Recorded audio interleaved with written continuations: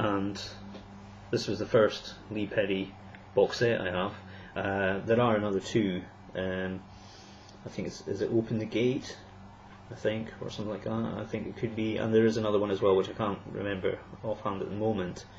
But this is the only one that I own anyway, and this one got quite a lot of promotion when it came out. I think it came out. When did it come out? 1997. And Arcology, it's a great compilation. I think the Trojan compilations are probably better. I think Open the Gate is probably better, and the other one I can't remember offhand at the moment. But I think they're long out of print. But Arcology, and I probably think that Arcology is probably out of print now as well. I may be wrong, I'm not sure, I didn't check on Amazon to see if it was still available. But it's 3 CDs of Lee Perry productions, and there's some really good stuff on here, and you get a booklet and everything with it, get pictures of scratch, and yeah, it's really nice. It's a really nice package, and I play this one a lot, and obviously it's been stuck in my iPod as well. It's never come off. Yeah, it's really good. And then another one on Pressure Sounds, and this is Voodooism, just a single CD, this one.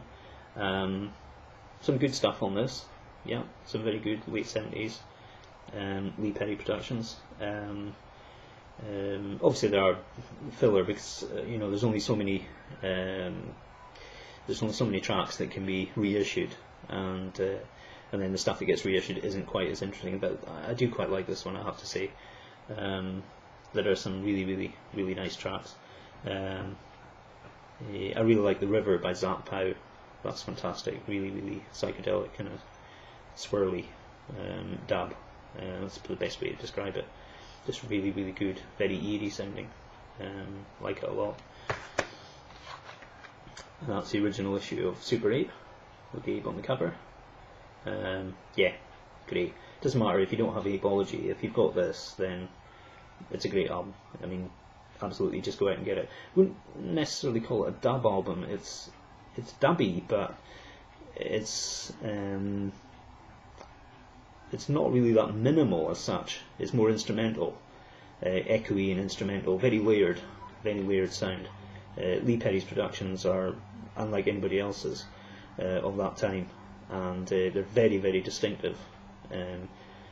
You just know when something is recorded at the Black Ark. It just has this sort of swirly, soupy, just kind of murky, in a good way, sound. It's fantastic, very good. And again, produced and directed by the Upsetters. Another one on Pressure Sounds here, and yeah, some good stuff on this one as well. So definitely worth picking up. All these are worth picking up, and so is this one.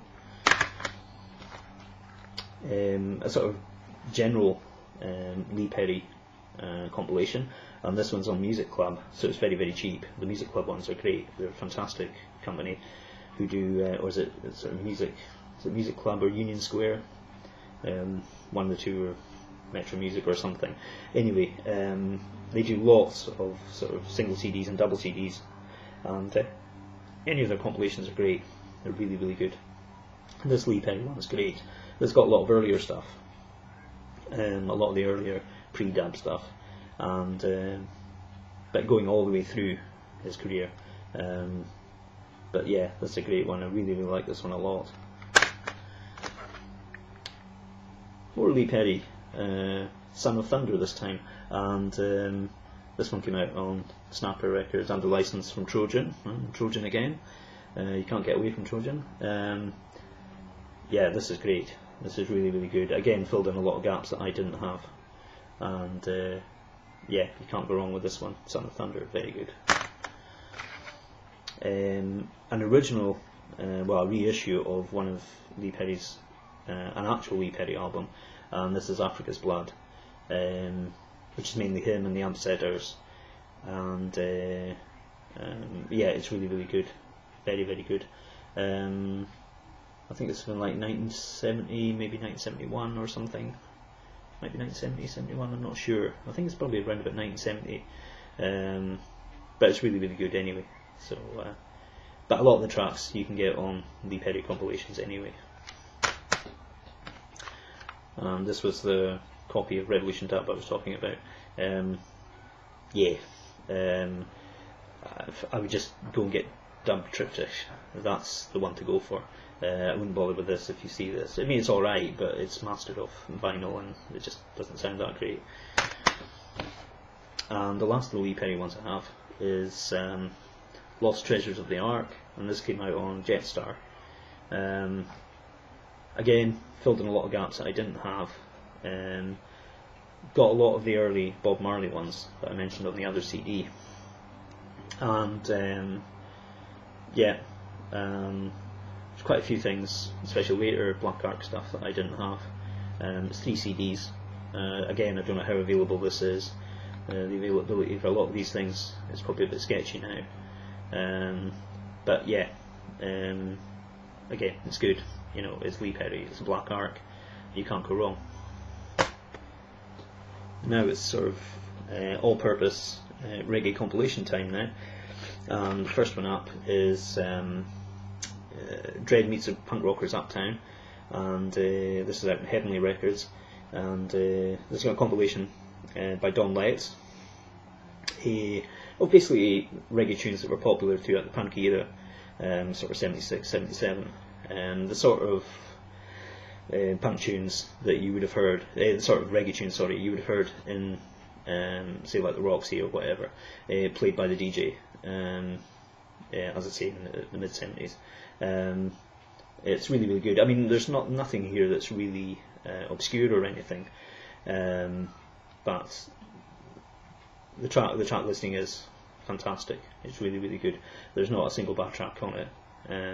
So if you ever see a copy of this, I mean, definitely go and get it. There was a follow-up one called Dread Meets the B-Boys Downtown, which is again compiled by Don Letts, featuring early 80s sort of electro and hip-hop stuff. I'd love to track that down. I haven't got that yet. That's another one for me to get. I've got too many CDs to get. Where I'm going to find the money for, I don't know. Money for all these, I don't know. But anyway, if you see this one, it's great.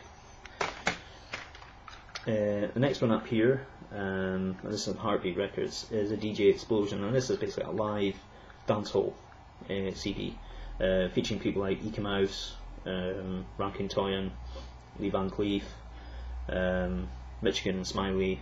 So it's it's heading to, it's definitely firmly in the dancehall era, pre-raga, but dancehall era. But yeah, 1982 this one comes from.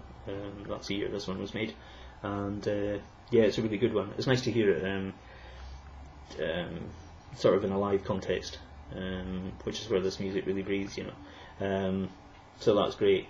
Yeah, it's really, really good.